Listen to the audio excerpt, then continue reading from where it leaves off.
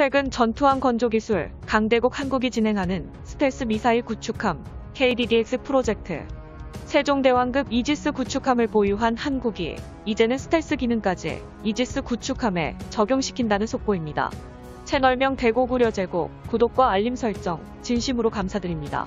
중국과 일본의 영토 야욕을 박살내고 서해와 동해에서 한국 영토를 지키기 위해 개발이 시작된 한국형 스텔스 구축함인 KDDX는 한국 해군 역사상 최초의 스텔스 전투함 개발 사업이며 배수량 7,000톤 규모의 KDDX 구축함의 강력한 성능은 이전에 개발되었던 세종대왕급 KDX 구축함과 달리 전투함의 추진 체계와 가스터빈 엔진을 제외한 모든 미사일 무장 체계 및 전투 체계 소프트웨어와 다기능 레이더 및 소나를 100% 한국산으로 통일시킬 예정입니다.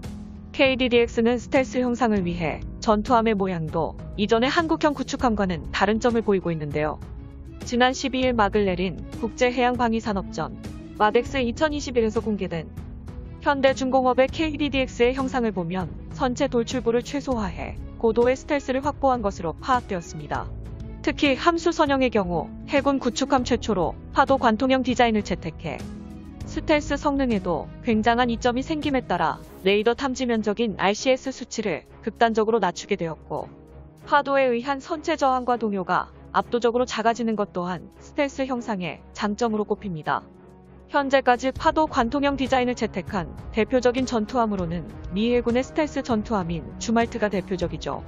한국 해군의 군사력 강화와 기동 전단을 위해 2023년부터 건조가 시작되는 KDDX는 총 6척을 배치하려고 준비 중이며 세종대왕급 구축함과 고구려 광개토대왕급 구축함 KDDX 구축함을 통해 총 18척의 전투함을 확보하려 합니다. 현재까지 밝혀진 KDDX 구축함의 성능은 기존에 존재했던 세종대왕급 구축함과 비슷하거나 더욱 우수할 것으로 평가받고 있습니다.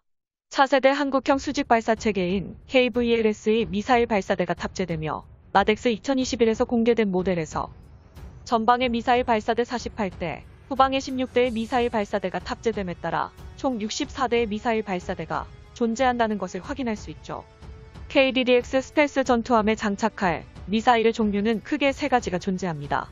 먼저 발사된 이후 깊은 바닷속으로 들어가 적군의 잠수함을 격파하기 위해 개발된 홍상어 대잠 미사일의 관통력은 수중에서 앞면 강판 1500mm를 통째로 관통할 정도의 능력을 소유하고 있어 잠수함 킬러로 불리며 장거리 미사일 현무3 순항미사일은 적국의 대도시와 군사기지를 폭격 목표로 지정하고 향후 사거리가 3000km로 개량됨에 따라 일본과 중국의 대도시 전역을 유효 타겟으로 잡을 수 있습니다. KDDX에 탑재되는 KVLS의 미사일 발사대는 기존 KVLS1에 비해 면적은 180%, 셀 길이는 120%, 무장 탑재 중량은 185% 거대화되었으며 KDDX 전투함에 탑재될 개량형 미사일 발사대 KVLS2는 크기가 더욱 커진 점에 따라 탄두 중량이 2톤으로 소형화된 현무포 미사일과 러시아와 공동 개발한 초음속 대함 미사일 등 한국산 미사일을 운용하게끔 설계되어 있으며 다양한 미사일을 탑재할 수 있는 잠재력이 어마어마합니다. 거대해진 미사일 발사대에는 탄두의 화약량을 2배 가까이 증가시키는 게 가능하기 때문에 KDDX 한 척만 보유하는 것으로도 한국 해군의 화력 증가에 어마어마한 도움이 될 것입니다. 즉 KVLS-E는 KDDX 전투함의 특성과 맞게 만들어진 국산 미사일을 탑재하기 위해 개발된 미사일 발사대입니다. 연속적으로 미사일 로본 설정이 가능한 이지스 위상 배열 레이더로 대함 미사일을 발사해 한 척의 KDDX 스텔스 구축함이 초음속 대함 미사일로 다수의 적군 전투함을 순식간에 격침시킬 수 있습니다. 또한 KDDX 스텔스 구축함은 독도에서 국지전을 일으킬 일본 자위대의 구축함과는 비교조차 불허할 정도로 엄청난 파괴력을 갖추고 있습니다. 일본은 전 세계의 영원한 전범국으로서 구축함에 공격용 탄도미사일과 순항미사일을 탑재하지 못해 요격용 미사일과 대함 미사일만 갖춘 형식의 반쪽짜리 성능의 전투함이지만 한국의 KDDX 전투함은 현무3 순항 미사일을 포함해 현무포탄도 미사일을 64대나 되는 발사대에 듬뿍 채워서 동해와 서해 앞바다에서 일본 전역과 중국 전역을 폭격할 수 있죠. 현무포 미사일과 현무3 순항 미사일의 사거리는 최소 3000km이므로 사실상 KDDX 전투함이 한반도 영해에서 정박하기만 해도 일본 전역과 중국 전역 타격이 손쉽게 가능해집니다. 이러한 점은 한국 해군의 세종대왕급 구축함도 마찬가지지만 핵심 포인트는 KDDX가 스텔스 구축함이라는 것이며 해상 레이더에서 스텔스 KDDX 전투함을 포착하기가 굉장히 어렵기 때문에 일본은 어디에서 날아오는지 예측하지도 못하고 현무 미사일 폭격을 정신없이 맞아야만 합니다. 그리고 한국이 러시아와 합작해 개발한 초음속 미사일 개발 완료 소식은 KDDX의 대함 전투 능력까지 세계 최강급으로 갖추게 되는 것을 뜻하며 일본 항공모함뿐만 아니라 중국 항공모함도 KDDX의 초음속 미사일 한 방으로 바닷속에 수장시킬 수 있습니다.